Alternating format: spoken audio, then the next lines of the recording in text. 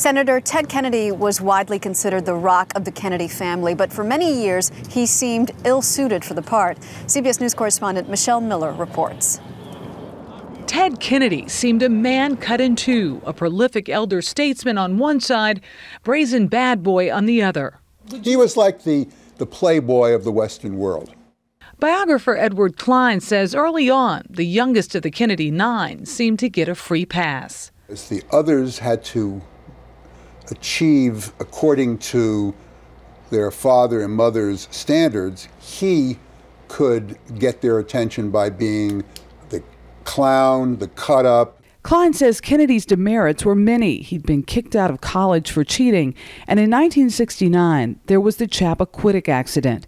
The passenger in his car, Mary Jo Kopechne, died in the crash. Kennedy had left the scene and didn't notify authorities until his young companion's body was discovered the following day. He drove a car off a bridge and drowned a woman by the name of Mary Jo Kopechne, left her in the car when she still had an air bubble in the car and probably could have been saved. This morning I entered a plea of guilty to the charge of... Chappaquiddick haunted Kennedy, and by 1980 his first marriage crumbled.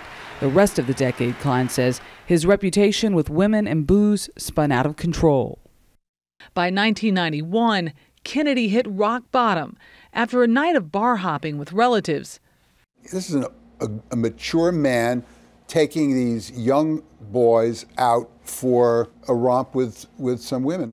He was forced to testify in the rape trial of his nephew, William Kennedy Smith. The press was relentless. Time magazine called him a Palm Beach boozer, GQ, an aging Irish boy clutching a bottle.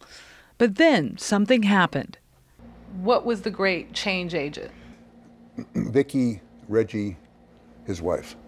And for the next 17 years, Klein says Kennedy tossed the bad boy image and grew up.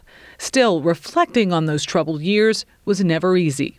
Did you ever say, you know, I've got to look out for my legacy here. I have to take care of what I'm remembered for? I never looked at it really in terms of the questions of legacy. I think I've always wanted to try and be a better person. 50 years from now, 100 years from now, when books are written about this period of time and Ted Kennedy makes his appearance in these history books, that his bad behavior will be footnotes and his achievements will be paragraphs. Michelle Miller, CBS News, New York. Joining me here at the JFK Library to talk more about Senator Kennedy's struggles and transformation is Peter Canellos. He is a CBS News consultant and also editor of Last Lion, The Rise and Fall of Ted Kennedy. Good morning to you. Good morning. Do you think he'll be remembered more for the rise or the fall? I think he'll be remembered for the rise, but I do think that he was, you know, a flawed figure like many people. He was very, very human, and his frailties were very obvious to the public. The low point, without question, was Chappaquiddick, and it seems to me that he really sort of had an out there. If he didn't want to pursue this political life, he could have walked away at that point, but he didn't. That's right. I think that was a moment when he recommitted himself to his public mission. It didn't, you know, clean up his personal life exactly, but it made him much more serious about the Senate. And then after that, it doesn't mean that it was easy for him. I know that he lost the bid for the presidency, and then it was a downward spiral in the 80s. Yeah, and his marriage broke up too.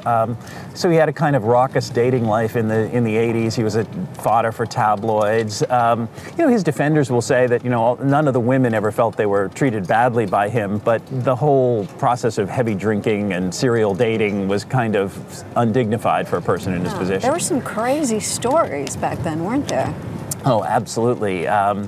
Well, there was the most damaging one was he and Chris Dodd were kind of, you know, coming on to a waitress and sandwiching a waitress in a particular restaurant. There was him with a woman on a boat. There were tabloid photos. It was an undignified scene, and he even apologized for it in the early 90s, in 1991, giving a memorable speech at Harvard where he said he's going to have to take more responsibility for his personal life. And then along comes Vicki, and he changes his stripes once and for all. Yeah, he really did. And you know, the last 2 decades of his life, he was in many ways a model family man. I mean, among other things, Vicky brought 2 young children into the marriage, and he had a natural kind of paternal presence, and it gave him a chance to be a father again, and I think that made a big difference.